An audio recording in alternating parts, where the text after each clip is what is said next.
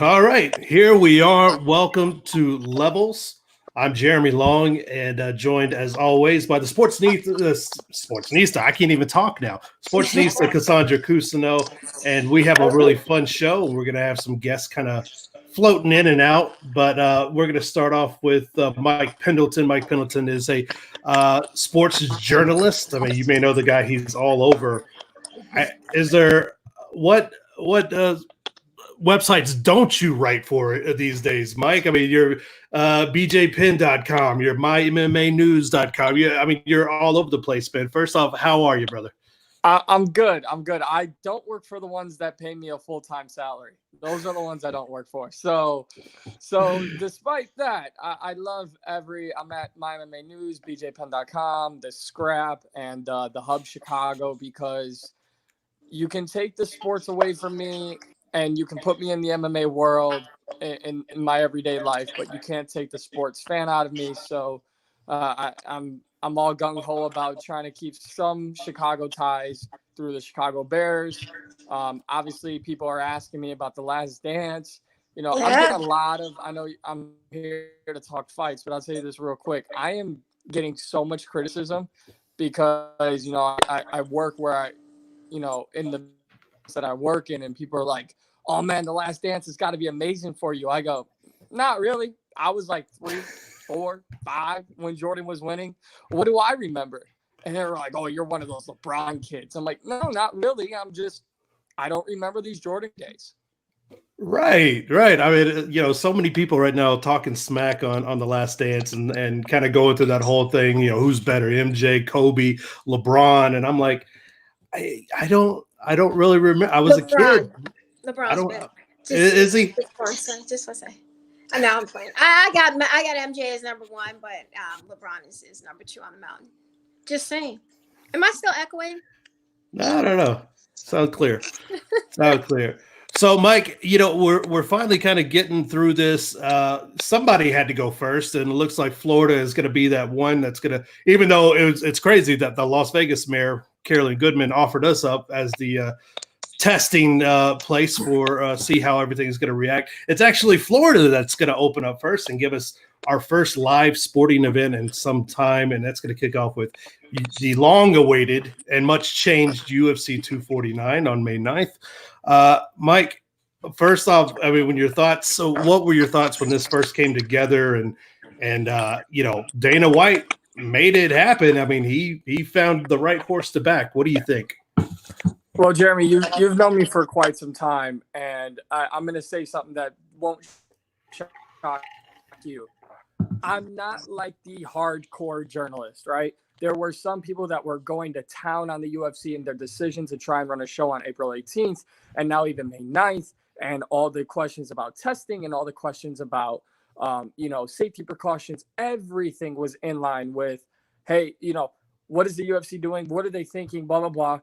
I am under a different opinion. One, partially because I get paid to cover not only these events, but these fighters. And, my kind of what I found, my niche, if you will, in this sport is to be a storyteller. So I've got plenty of fighters who want to tell me stories right now. So that's all fine and dandy. But Dana White, and something I've learned very quickly, Dana White, when he says he's going to do something, he does it. And things move rather quickly. This is no way in shape or form a comparison, but McGregor Mayweather came together in about 6 weeks and happened with very little training camp for both ends. It came together so quickly, and it was the biggest prize fight in combat sports history from a financial standpoint. So that part of it, when Dana White says he's going to do something, he does it. Now, I will echo the same thing that I've been told by coaches and fighters that I've talked to during this quarantine. As long as there's health precautions and safety precautions, even I'll go as far as say as testing, as long as those things are in place and you can assure me, maybe you can't guarantee me, but you can assure me that every precaution is in place for the safety and health of not only these athletes and coaches, but everyone running the event, I'm in. I'm in. But I need to know that they're not going to go home and affect either or infect their family or those around them or people in their community. I want to make sure everyone's going to be okay. Are you getting the sense that they actually have those assurances from Dana? I mean, we saw Lyman Good, who was actually originally scheduled for 249. Not only did he test positive for COVID-19, there's two other fighters, and whole families. There's like a 2-year-old all the way up to a 62-year-old who have been testing positive. And Dana has been very elusive about providing that information, but have you talked to any fighters who have said that they've gotten assurances that everybody's going to get tested? So the last fighter I talked to about testing was Francis Ngannou, and he assured me that everyone would be tested on the card. This was before May 9th. This was the April 18th card. I would find it hard to believe that isn't the same thing in place for May 9th. So I do believe all fighters will be tested. I cannot 100% confirm that. I will say that right out. But I'll also say this. Here's my biggest hope. Let's say a fighter gets tight, whether it's Monday, Tuesday, Wednesday, Thursday, even Friday before weigh-ins. I don't care when they get tested. If they come up positive, they're off the card. That has to be the number one thing in place. Outside of their safety, you cannot risk the biggest, baddest card of the year, because guess what? In 2021, the UFC will put on the biggest, baddest card of the year, the best card they've ever done. We'll go through this each and every year. But right now, you're almost the saving grace for the sports world that is dying. Excuse me to use that, term, but they're so eager for sports, and the UFC wants to be first. So you better get it right. And that's my hope. And I think that is the plan. But to answer your question, Francis Ngannou told me they would all be tested. He was already tested. So I believe testing is in place, but I can't 100% confirm it. They've got to do multiple tests. So they should test him the day of, additionally, before they actually, I don't know actually if they can read that quickly. That's the risk. If you can't get a test that can read the day of, the only thing you can do is check temperature. And if they're asymptomatic, then you would never know. So it's super risky. The main issue I have, I'm a watch. However, that thing is still listed as $64.99. And I think that is a horrible move on behalf of Dana White. We have the highest unemployment ever in the history of this country. And traditionally, combat sports fans, that's the working class. These are folks who are either out of work, or whose hours and pay have diminished, or they might be out of work soon. And so just to throw that number out there without respecting that, I have an issue with that. Like I said, I'm gonna watch. I don't know if I'm gonna pay that $64. So just well, you're not alone in that. I was under the belief and probably in the wrong assumption for saying and telling everyone, listen, I know it sucks, but I think they'll change that come fight week. Now that it's being billed as a pay-per-view and, they're moving forward with everything, I think, and I'm not going to speak here for the UFC or Dana White, when you're putting on 3 events in 7 days, I'm not defending them, but I can see why they're going to drive up that price. And it's not different from the other prices, but at some point, just like all of us need to go back to work, just like we all need to find money in some way, shape, or form, the UFC also needs to make money.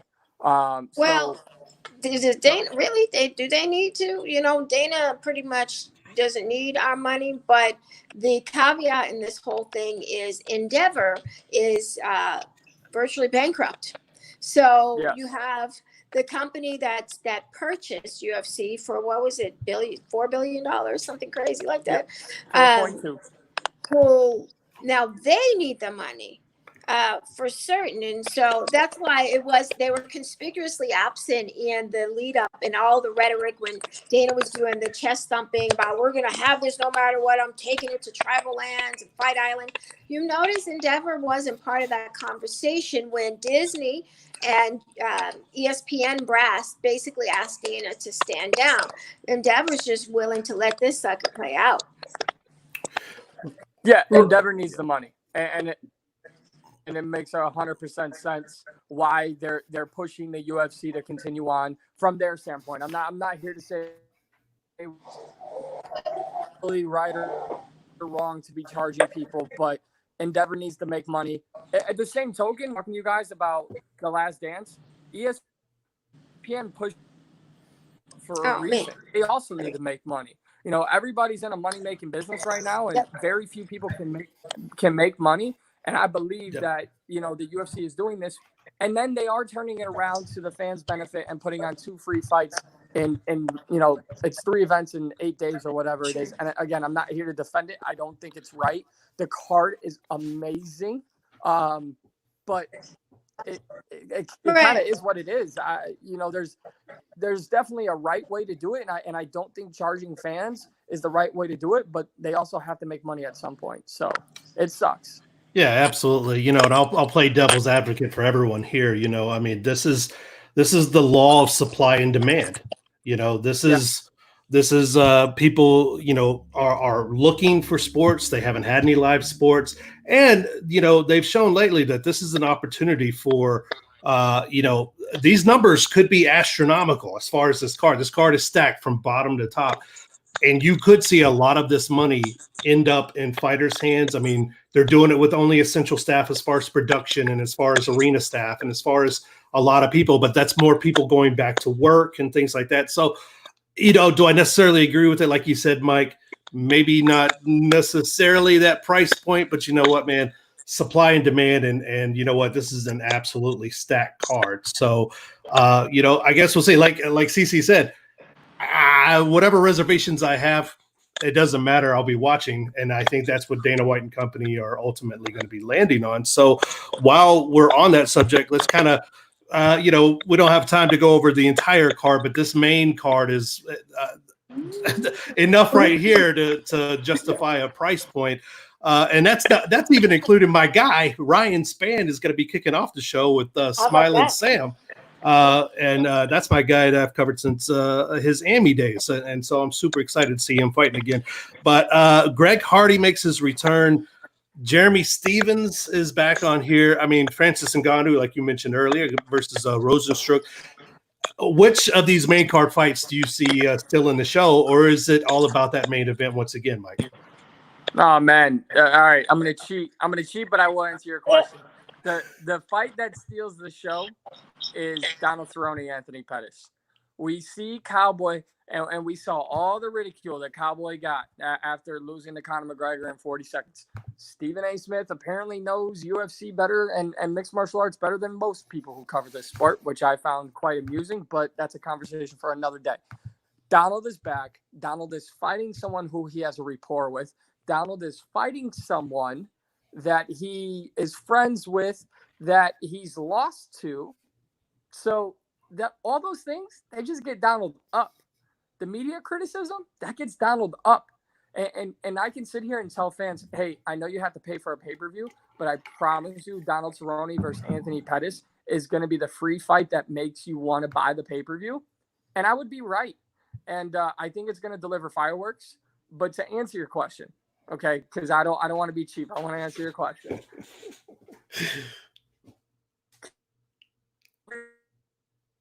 Hold on, Mikey. You're gonna have to repeat that. You're gonna have to repeat that because you froze up a little bit. Okay, answer my point now while you're playing politician. Okay. Yeah. So Calvin Kattar and Jeremy Stevens is going to be a barn burner. Now, this does not take away from the heavyweight fight, which is a massive fight. I mean, you can sell Francis Ngannou to anyone right now. You just can, because he looks the part, he plays the part, he fights the part. That's a great fight. I think you have question marks in your co-main and your main event. Henry Cejudo facing Dominic Cruz. Dom hasn't fought since UFC 207. That's a huge question mark. Tony Ferguson, Justin Gaethje. Maybe is not a question mark, but man, are the repercussions bad for the UFC if Justin Gaethje comes out with the interim title. Not to say that he wouldn't have deserved it. Not to say he doesn't deserve a fight against Khabib. But now we're officially going to be robbed of Tony Ferguson versus Khabib Nurmagomedov, which was the originally planned main event. So to answer your question, Jeremy Stevens, Calvin Kattar, who's beat Magomed Sharipov. I can't believe I got that right. beat Cater in a 3-round fight, but Cater was coming back in the later stages of that fight. So Cater has an opportunity with really only Max Holloway in the way of the featherweight division. If he puts on a show against one of the most violent men in the sport and the featherweight division, Cater could be in line for a title shot over the guy who just beat him in Zabit. I like buy it. that. Yeah, I definitely buy that. Absolutely. We got a question from one of our viewers here, Alan Snell. What's your opinion on Greg Hardy as a fighter? Do you think he'll ever return to football, Mike?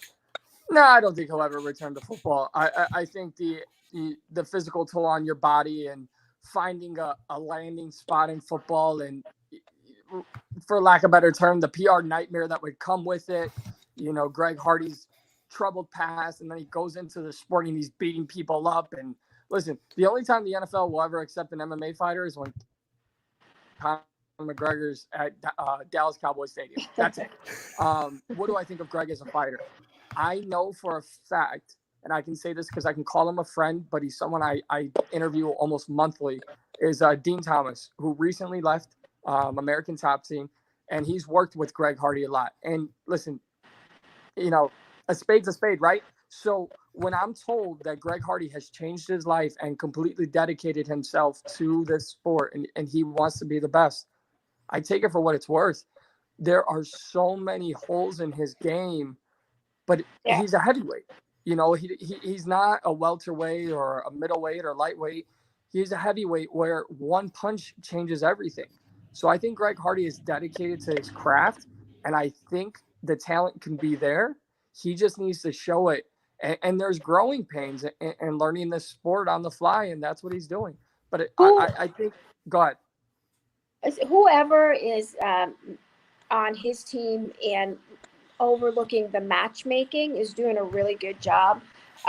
Full disclosure, I think the guy is a POS, bona fide, and great. You're an MMA fighter now and not beating up women. Good for you. However, the matchmaking has been brilliant for him, and he's been able to show growth in each of his fights, and he's been able to handle his opponent. Now, we always say there's levels to this. Once they match him with a legitimate heavyweight, someone with some pedigree and experience, they won't really see what he's made of. But as of right now, they're developing this guy, and I think they're doing a really good job at it. Yeah, it certainly seems that the sky is the limit for Greg. They are. Yeah, go ahead, Mikey. No, I agree. I think they gave him that step up in competition in Alexander Volkov, and things didn't go his way. But that's the guy where people were like, okay, if he wins this fight, he passes that test. And listen, everyone else are entitled to their opinion on Greg Hardy, the person. I'm just in the same way that I couldn't judge the UFC because I'm not there as they're making these decisions. I don't know what Greg Hardy and how much he's dedicating to this. I believe I was told he was living at American Top Team. We're talking about a guy who, again, I'm not here to save his public image, but he made multi-millions in the NFL, and he gave it all up, per se.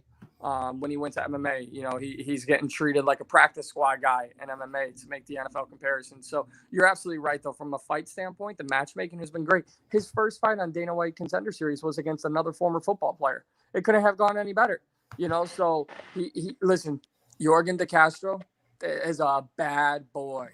I mean, Jorgen De Castro, and I want to just credit you too, because not only has the matchmaking been great, but the UFC is putting the ball in the court of some of these other fighters, right? Like a Juan Adams who wanted Greg Hardy, where they're like, hey, you may not like Greg Hardy. Go beat him and watch what happens to your public stock. Right. So they're setting it up for Greg Hardy athletically.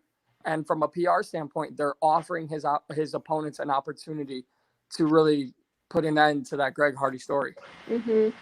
Yeah, I definitely agree. And listen, they're also an entertainment company, and you have to have characters on your roster that people tune in for, good or bad. And, he definitely fits that villain kind of face position for him. One guy that I feel badly for in all this is Walt Harris, who was supposed to fight Francis.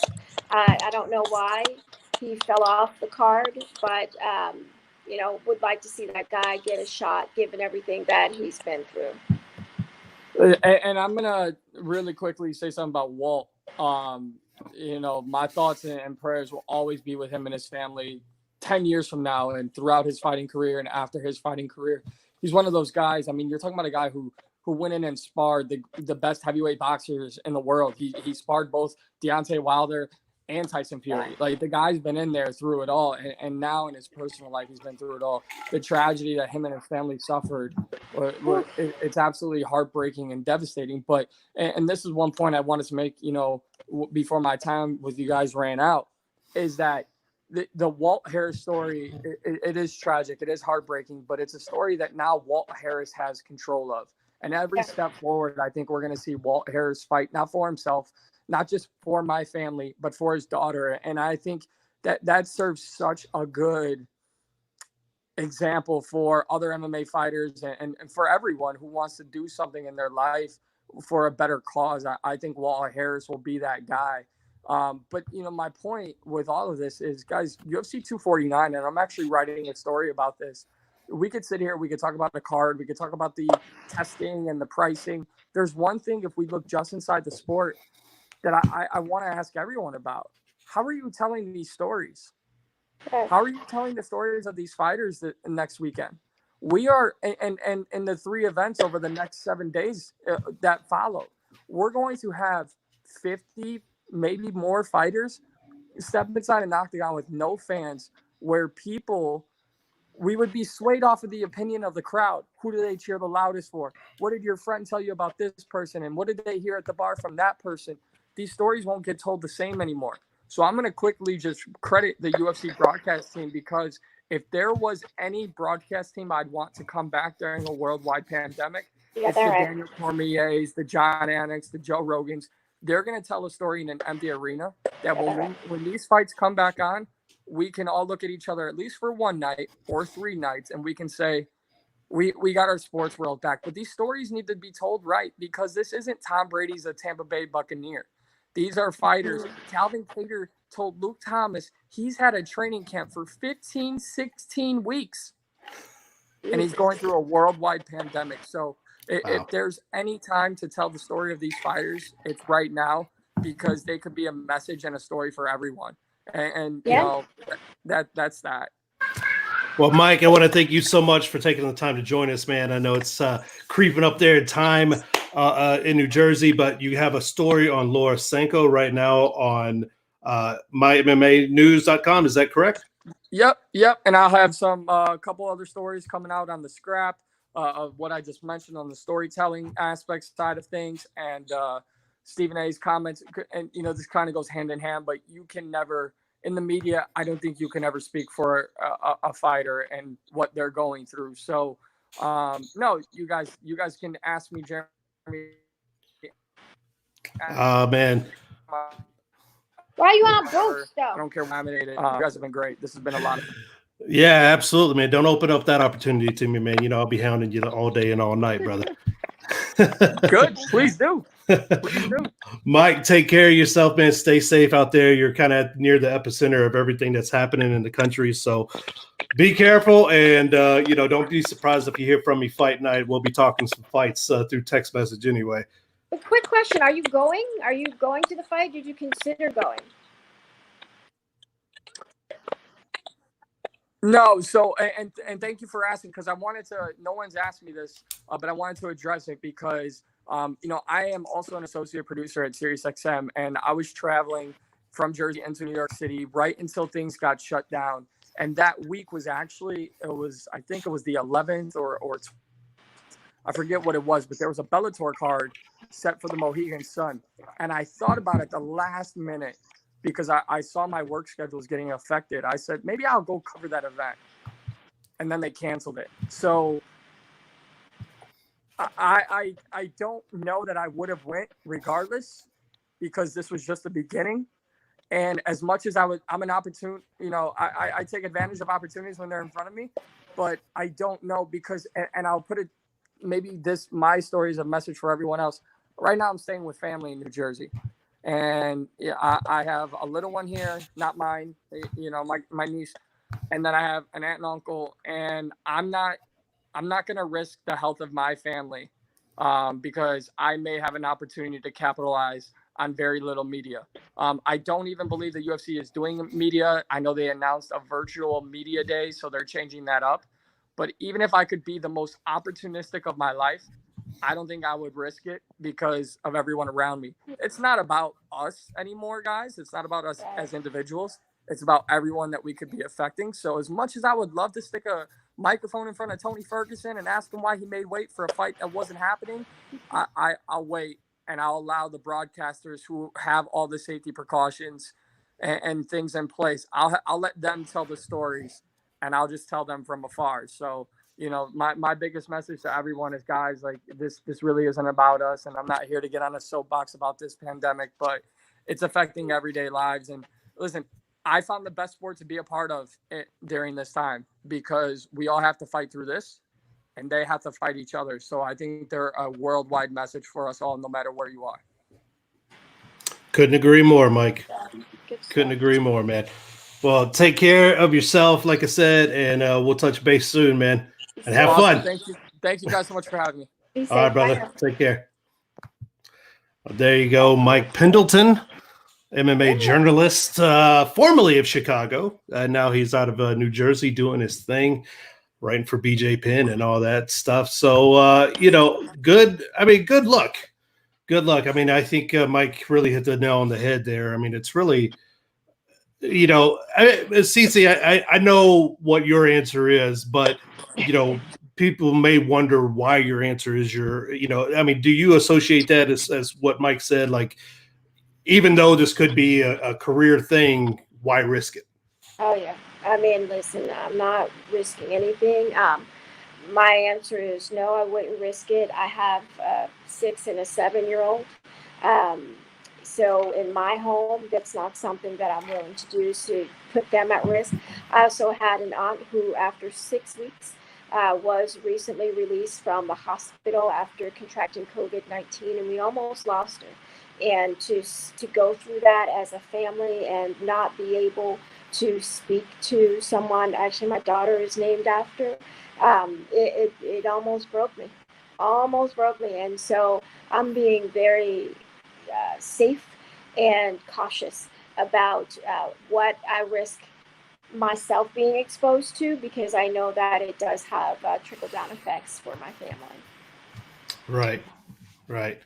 And a lot of that going on. We did have an interesting question pop up from Mike Dixon that I wanted you to take a stab at here, and I'll throw it again back up here.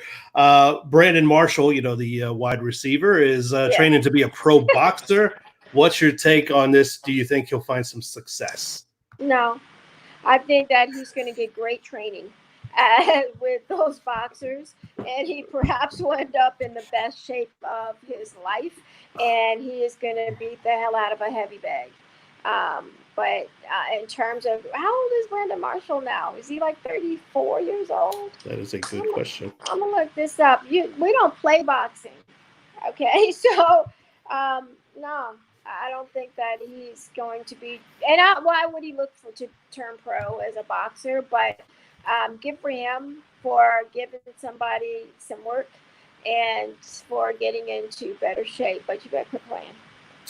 Yeah, I think he's actually 36 years old. Or that's what the Google tells me anyway. He's 36. Yes, 36, the Google.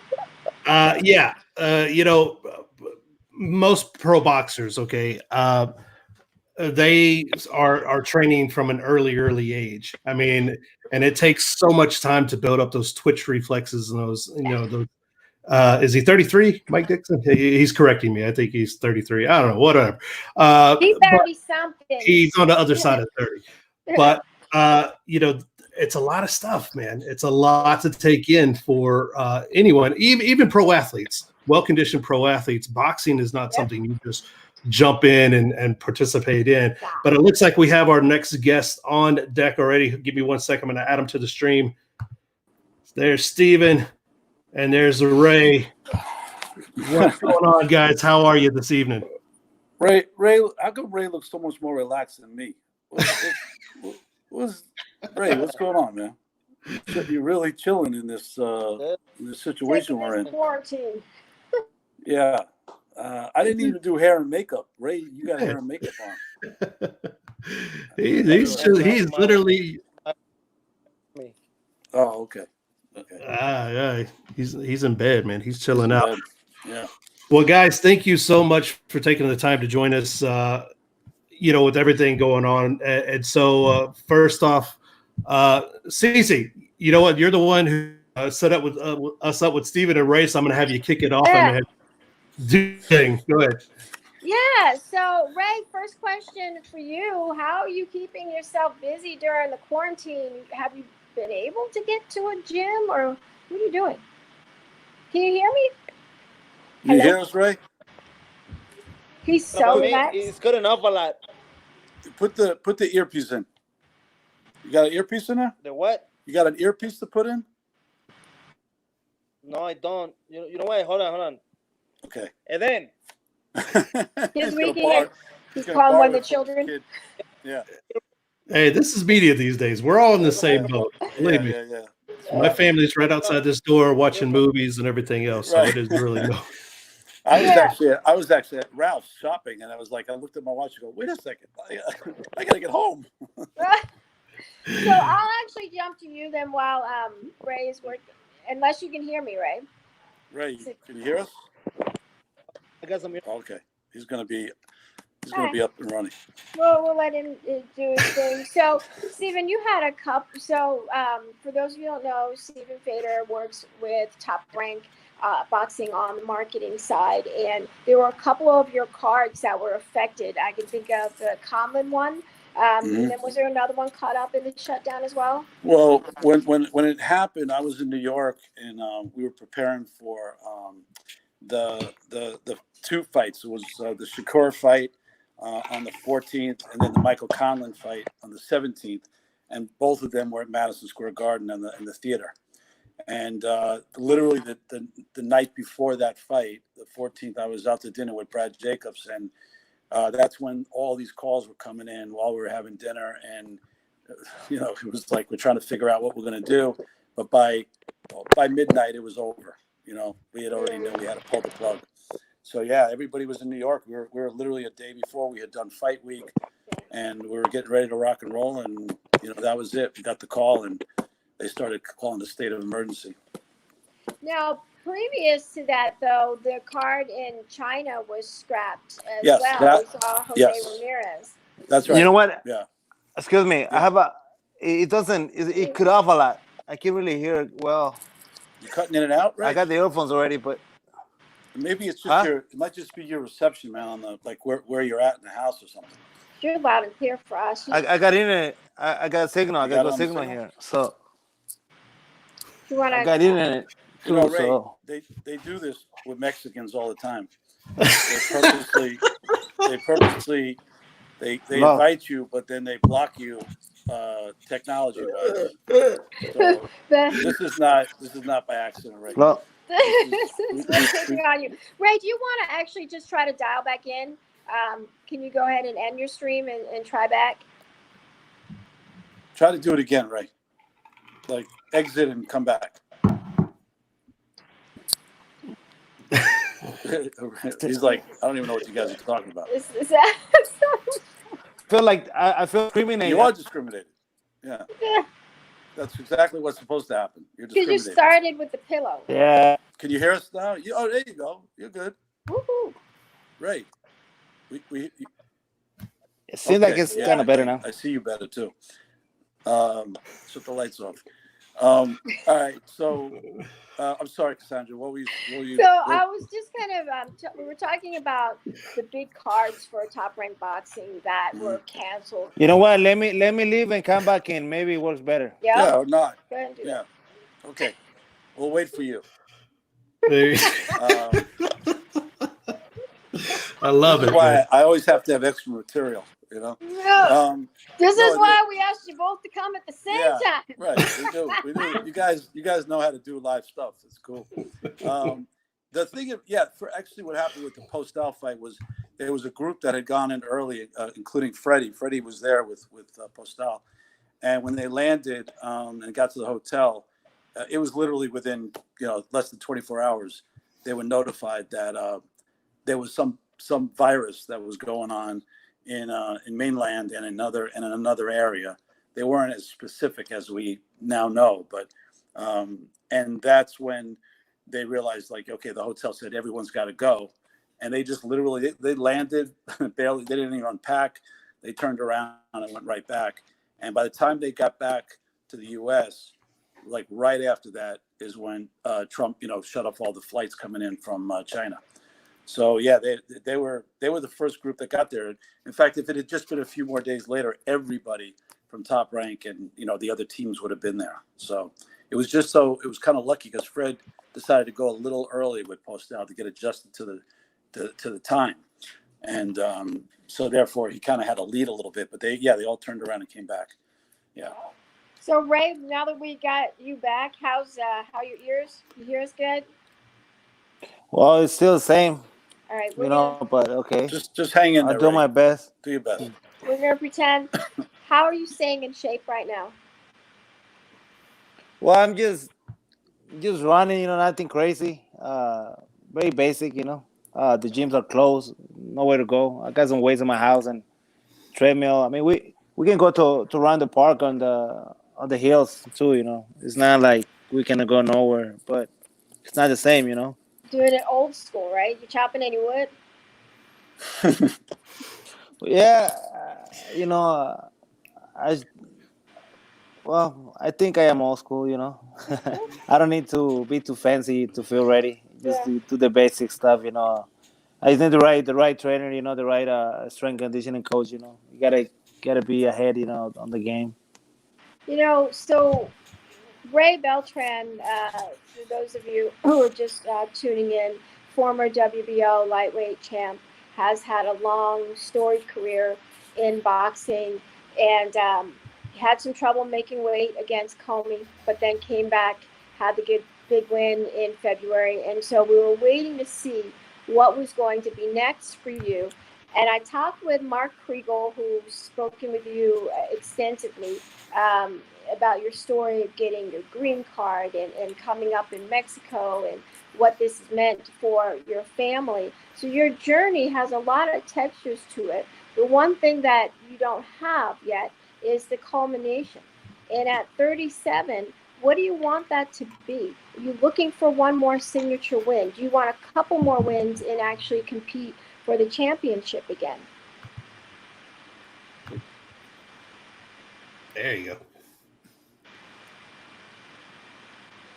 You got that, Ray? You know what? Yeah. I lost you guys. Somebody call me and I lost you guys. It was a good question, man. It was a really good question. I can't really understand almost anything that you guys. It could off a lot. Well, Cassandra's going to hit you one more time with it. It was pretty poetic, but she's gonna try to come back at you. Yeah, we hear you. Yeah, we can hear you loud and clear. I think you're playing with me, Ray. Don't make me have to answer these questions in an accent. Huh? So my question is, and if I can kind of ramble it off again, is that you won the belt and lost it to Pedroza, then had an opportunity with Comey, had trouble with weight, but then you had that big win in February. Now we're waiting to see what was next for you, because throughout your career, a lot has happened, but one thing you don't have yet is the culmination. At 37, people are expecting to know soon how you're going to wrap it up. Do you want one more win? We lost them completely. Steve, okay. you'll have to answer that one. I'm gonna attempt to answer this because until he gets back, he will get back. It's been obviously the longer this situation goes on that we're in right now. For someone like Ray at his age, it doesn't bode well for any fighter to be laying around. But the older you get and you're laying around, it doesn't make it easy. But he's not done. by any stretch. I mean, the idea that, we wanted to go away and end this with a good, strong win. And Ray is, one of these guys that fights like he's a kid. The thing with Comey was we never thought we would go back down to 35. We thought we beat Okada, a young Okada, and that was the setup. Was he undefeated at that time, Okada? Yes.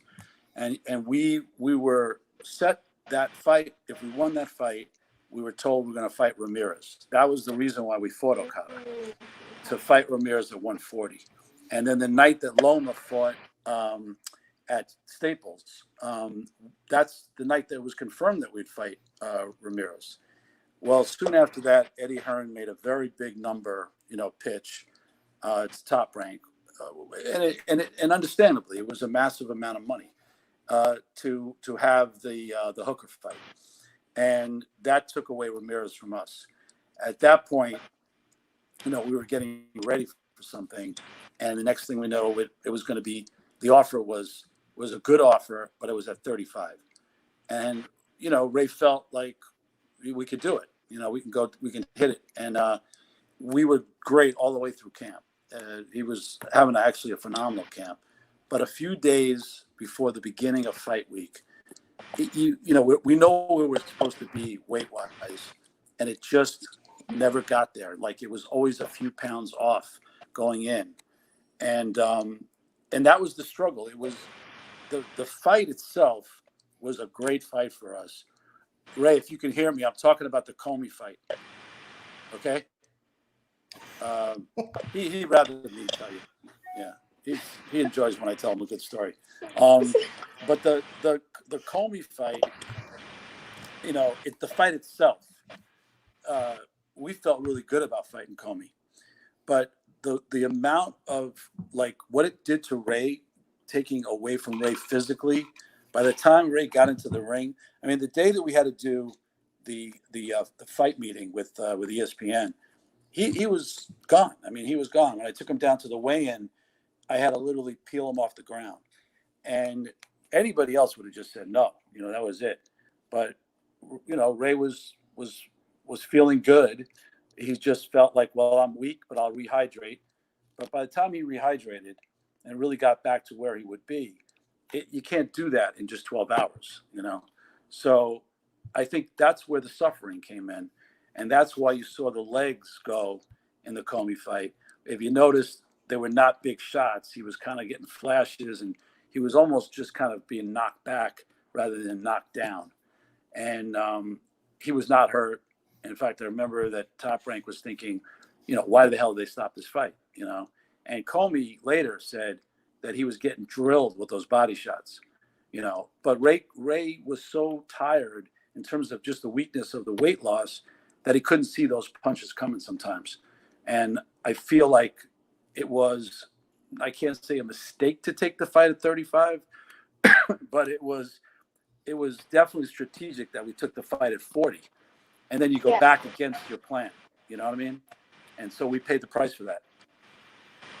Yeah, I mean, hindsight, right? 2020, but Ray wasn't going to turn that fight down. No matter what. The price was right, and the opponent was right, So, and then taking nothing away from Comey, he's, great, but you can see what happened when he fought Teofimo. He got blown out, and we didn't think it was going to be a blowout for Ray, but we definitely thought we would win the fight. Speaking of Teofimo, he's 22 years old, and that kid has got legs for days, and he's starting to develop as a boxer.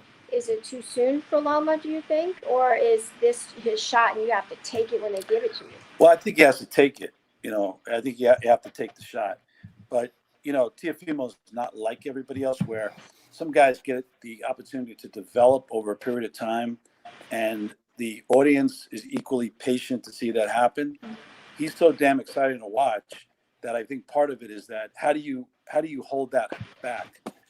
It's almost like this kind of train that left the station, and now you want to try to tell them, well, you went from an express, you want to put him back as a local. That's not easy to do, And he's a great kid. I think he's unbelievably talented. But, I remind you that Lomachenko lost the fight when he got started. and look where he is now. So, the worst case that could happen to Teofimo is if he lost that fight, it would not derail his career. I personally think that it's a phenomenal fight, and I give that kid a lot. I think he's got a shot. He's definitely got a shot. I mean, he didn't just take apart Comey; he blew him out.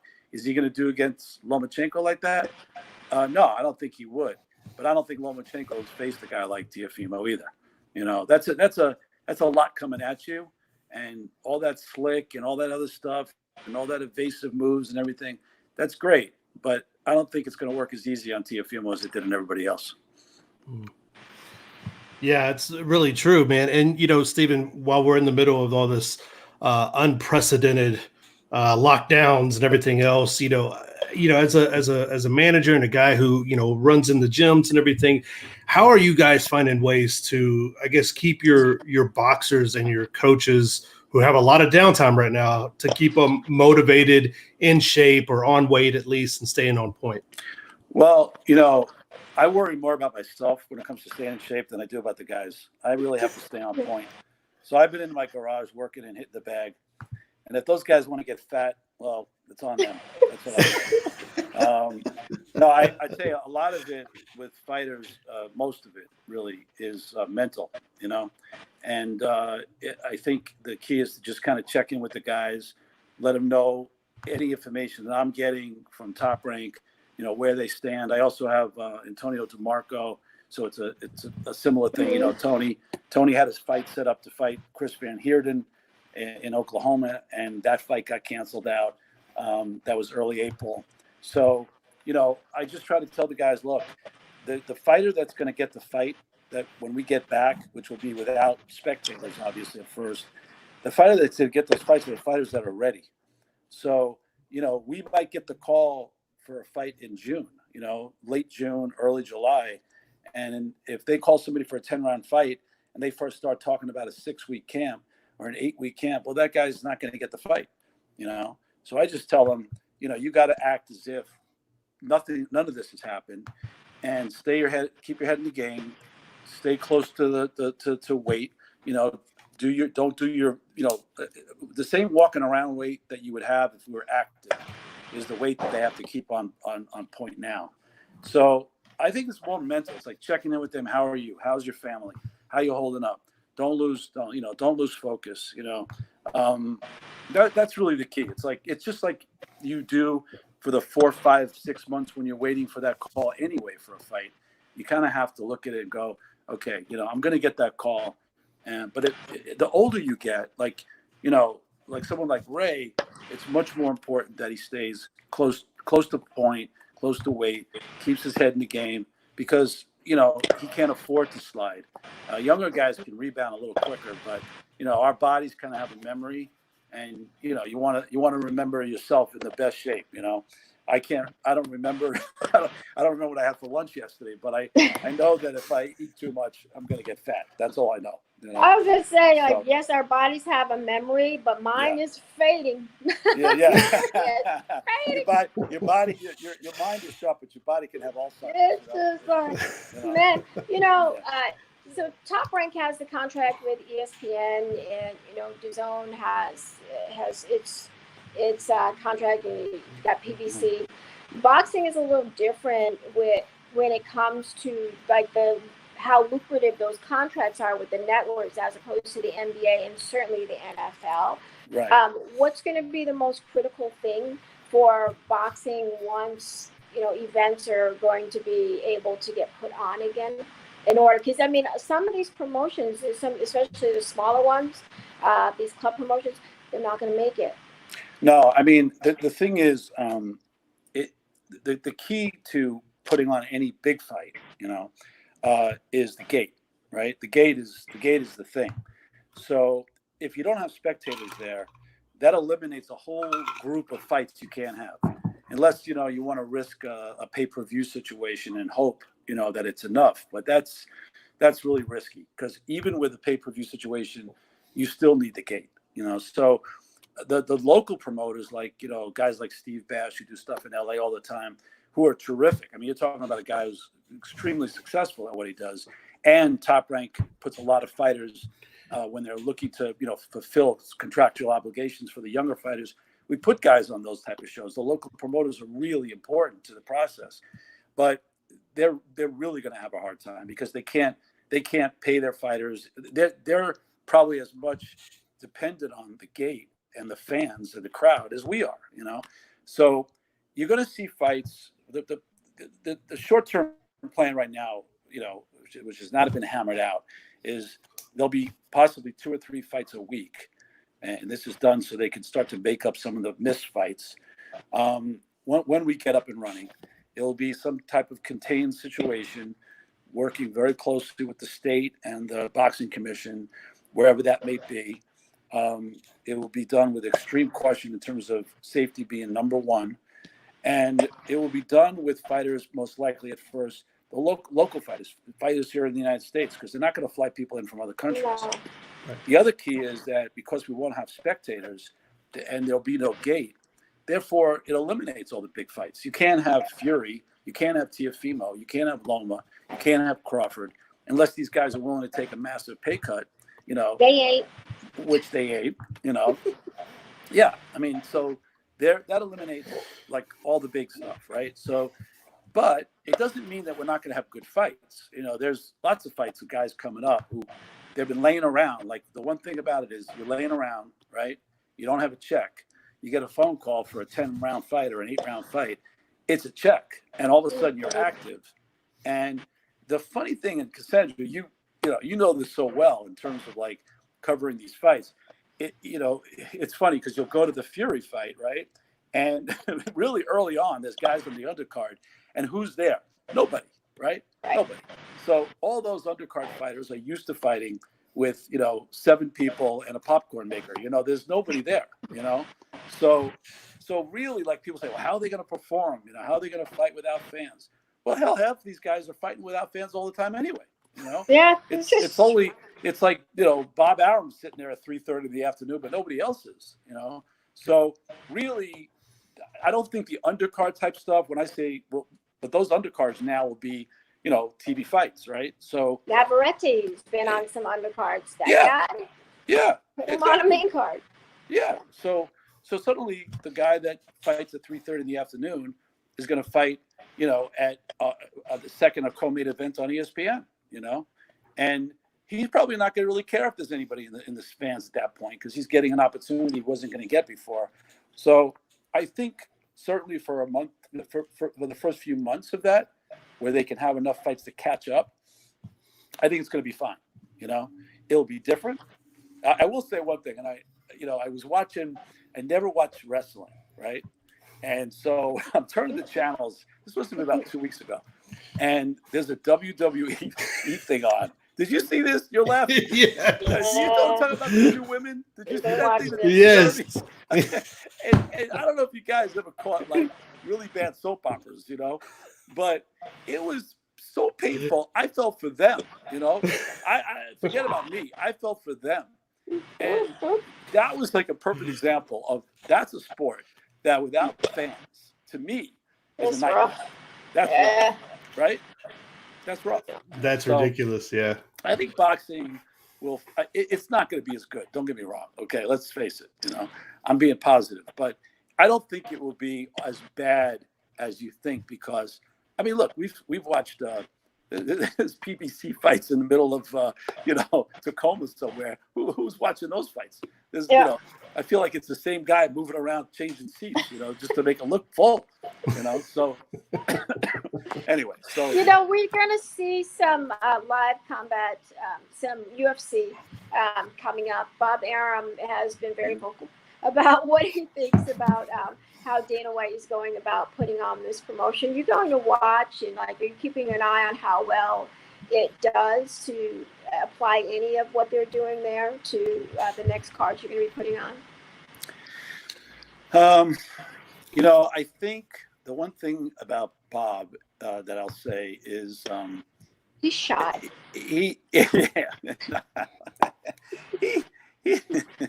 He's not going to follow anybody. He's not watching what other people are doing. I think his issue with the other promoters is like, don't do something stupid and don't do something that's not safe. And, you know, think about the fighters, think about everyone's safety, their health. And, you know, I don't think he's going to look at like what Dana White's doing and then say, I think I'll go do what Dana White's doing. You know, I think Bob has been around long enough he's going to figure this thing out all on his own, you know, and make it work for himself. You know, I don't think he's like, you know, doing that at all, actually. I did just get a text from Ray that I'm fired. So I want to thank you guys for doing that, by the way. Thank you. Because his Wi-Fi, because he's on Boost. Yeah, he's sending me text messages. I knew you would do this to me eventually. I never thought you'd do it live, but you know, it's yeah. How long you been with Ray? I've known Ray for let's see, I've known Ray about 13 years, I think it is. Yeah. And we started working together. Oh God. 12 years ago, you know, a year or two after I met him, you know, I was watching him as a sparring partner, and I would catch one or two fights out in Woodland Hills that he was, you know, doing out, you know, the small club type fights. But I watched it with Manny, and you know, at that time I was doing a lot of traveling with Freddie, and I just was like, who is this guy? You know, who's this guy? You know, and I just saw him as very special, and you know, I think he was really getting beaten up in terms of boxing, not in terms of, you know, the sparring, in terms of boxing.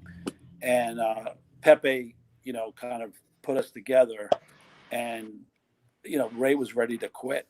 He was ready to quit. And I just said, well, you know, we got one shot here, and it's to go right into the fire, you know. And I set up the Hank Lundy fight. Pepe and I worked on that fight to set that up. And that was the turning point in everything, you know. Wow. It began, you know, one of the best experiences of my life. You know, I've had, I really have brothers on that team, you know, and it was, you know, it was the culmination of everything the night in Reno, you know. So you know, everything, the Ricky Burns fight, everything that I've ever seen about Ray is so many reasons to quit, and he never did, you know. And that's really what makes champions. You know, people always say, like, every fighter in the gym says, I want to be champion. I want to be champion, you know, but, you know, so few really have, you know, champion blood. And some of them are given opportunities that others aren't, and that makes them champion. Great matchmaking makes champions. This did not come down to great matchmaking. This came to, you know, support from the best promoter in the world, but opportunities were given to us, not necessarily for Ray to be the winner, you know? Yeah. And Ray turned that around and became the winner. In fact, I just want to put this out there real quick so you know, there's some things in the works right now for Ray in terms of a possible movie being done based on his life. Oh. And the motivation behind that is to tell the story, not just the boxing story, but everything from when he was, you know, grew up dirt poor to going all the way, obviously, to the world title, but it really is tracking his fight to be a U.S. citizen. So the movie is really about immigration. It's really dealing with that subject as much as the boxing subject. And so there's interest from a number of producers right now where we've been, you know, doing conference calls with people because of obviously what's going on right now. But as Ray continues to struggle to finally get that card, even though we've done everything possible to get it, the story continues, you know. So that's one of the things that we're working on right now for Ray. Are you writing it? Because so Steven, in addition to your boxing experience as a manager and part owner in Wildcard, Jim, you're also an accomplished filmmaker. So are you writing that? Well, yeah. And let me clarify something real quick. So everyone thinks I'm a partner at Wildcard, but I'm really not. I just always been kind of associated with that place because it's my home. And Freddie and I traveled for so many years together. And so often people say, oh, so, you know, yeah, I saw your partner, Freddie, the other day. But, you know, Freddie and I have a contract that we wrote on a $100 bill. I met almost 2-3 weeks after I met him. I ripped a $100 bill in half, and he has half of it on the wall in his office, and I have the other half in my wallet. And I've carried that for almost 14 years. Wow. So that's the only thing I have with Freddie Roach, except that I love him as a brother and that I really owe everything that I have in terms of boxing to Freddie Roach. But he is quite short and much older looking than I am. So just keep that in mind. But the writing, yeah, I will get involved with the script. Ray, because I know Ray's family, I know Ray's story, I know everything that happened behind the scenes. It will be a team effort, but yes, I'll be a part of that as well. Yes. Well, before we let you go, Steven, thank you so much for joining us. It seems that a lot of the press that Ray gets nowadays, almost every single reporter is asking him when he's going to retire, when he's going to hang it up. As a guy, you've known him for all these years, you worked with him for all these years. Does it get a little old when reporters are asking the same thing over and over again, just hoping for the day when this guy retires? Well, I mean, I think it's part of this. It's like part of the narrative, and you always have these visions of like, watching the fighter walk off into the setting sun, and then what is life post boxing. And so I understand, I do understand the question, especially when someone is, not at 34 or 35, but when you're 37, 38, 39, you get those questions, obviously, especially I like it because not many people have done what he did at that weight class at his age. But I think my biggest concern for Ray is that we became brothers through this. We became family through this. I watched his kids, I watched most of his kids. He only had his little girl at the time. And so his 3 children I've watched literally from birth. And, my biggest thing is do the right thing by Ray, both as a manager, but also as a friend inside and outside of the ring. And I don't ever want to see my fighters get hurt, So the key is to find the right opportunity for Ray so that Ray feels satisfied to walk away, Then when Ray really feels, but I have no problem telling Ray at some point, Ray, I don't want you to do this, or that's not the right fight. If they offered us $1 million tomorrow to fight Lomachenko, I would say, Ray, this is not right for us anymore. This was right for us 4 years ago, but it's not right for us now, and it has nothing to do with like, could Ray not give him trouble? It's the right style, the right fight, the right pace, all those things come into play. Where they didn't come into play at 33, 34, 35, you've got to look at things differently. You got to match differently. You got to look at, it's not just the style, but it's literally the tempo, So I don't get tired of that question if it's asked in the way that you did, Jeremy, in a sneaky little way that, put it off on other people. But so you got away with that, yeah. But if Dan Rayfield asked me, or Mark Kriegel asked me that, they wouldn't ask me that because they already know the answer. They'll say, well, he probably shouldn't fight, But they also know that Ray has an unusual heart. And I got to tell you, he really is the toughest bastard I've ever seen. Because I see him in, outside of the ring as much as I see him, and I see him through all the camps. You take 10 years of going to camp with somebody, you learn a lot about somebody. And I can tell you, I'm not just saying this because he's my client. I've seen champions who are undefeated, who would benefit by having what he has in his heart. So, I believe in him. And if Ray says, he could do it again, then he probably can. But I would not let him do it if I saw something in camp that wasn't right.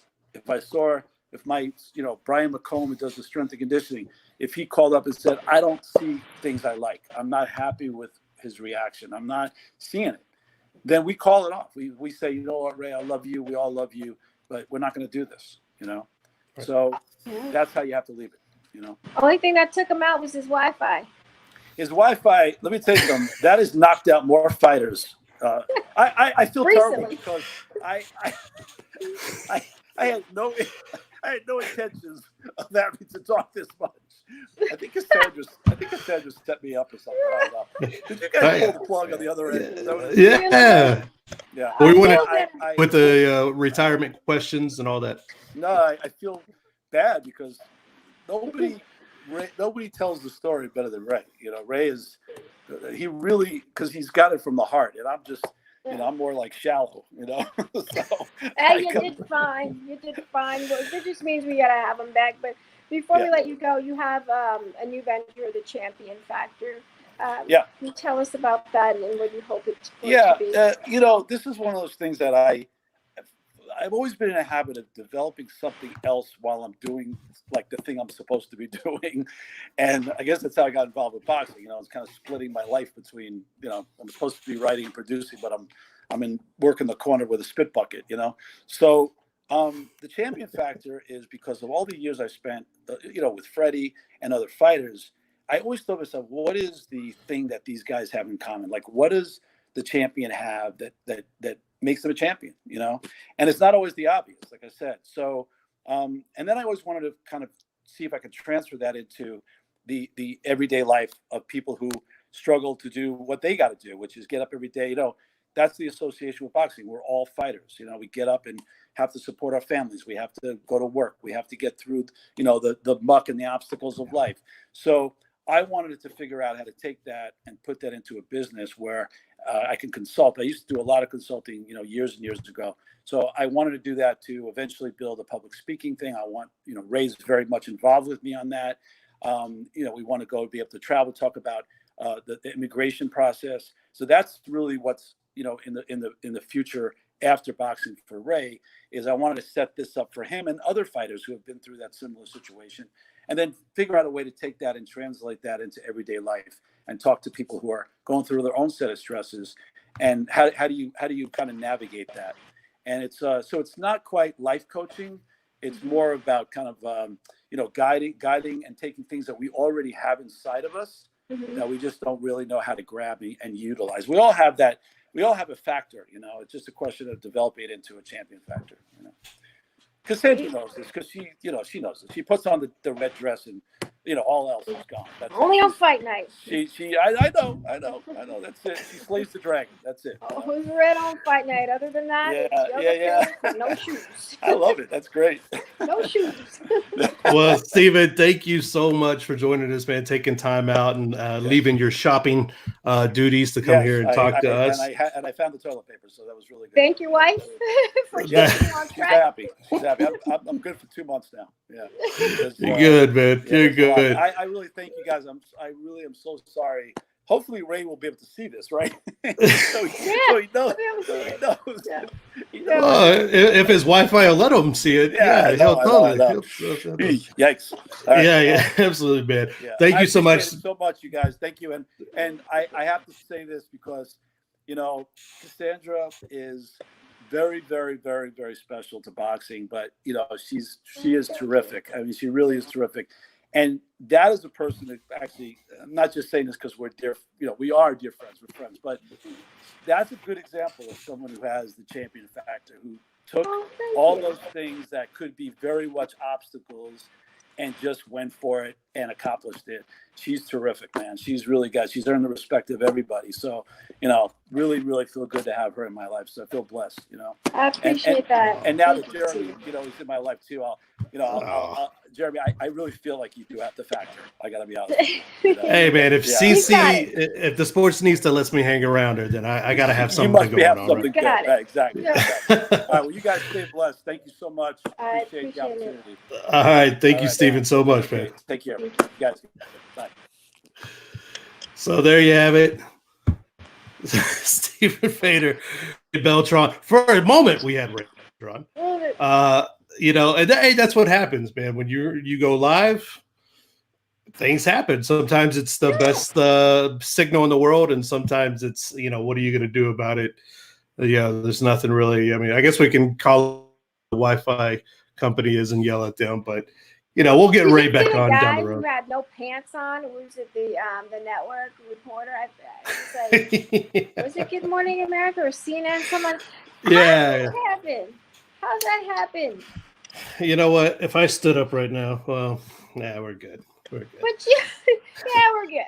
Yeah, we're good. It's like you could see, like he couldn't see that, he's in his skivvies, and sometimes the cutoff on cameras, what you see isn't always what's live, and so.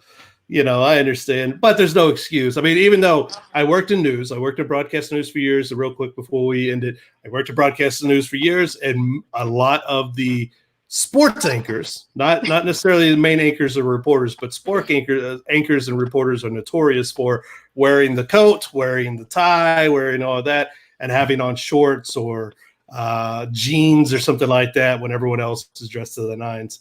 Not like our guy Brian Salmon, who always dresses top shelf, but He played a lot of sports reporters, man, they do that. So there you go. So that was really fun. Thank you so much, Mike Pendleton. Thank you so much, Ray Beltran. Thank you so much, Steven Feder, for joining us. And we'll try again with Ray. And hey, what are you gonna do, man? We got something special coming to the Levels page tomorrow. Oh, well, it's even a surprise to me. Yeah. I'm being kicked off my own show. Tune in tomorrow. No. You might see Teofimo Lopez pop up on the Levels page tomorrow. So Teofimo Lopez, man. And I think Mike Dixon, maybe he might be. Vegas Sports Daily. Levels. We will see. Vegas Sports Daily to speak with the young champion himself. Yeah. So, yeah. Super exciting. Teofimo Lopez maybe tomorrow. We'll see. We'll put out all ours if that's the case, man. So thank you so much, CC, for joining. I appreciate you, and you have the it factor, and I'm happy to just champion factor. The it champion factor. I'm happy to be that little meteor that just kind of makes the outskirts of the red dress wonder. I'm just trying not to get peed on in the pool of life. That is all. And with that, that is the end of the show. We'll see you guys next time. Peace out.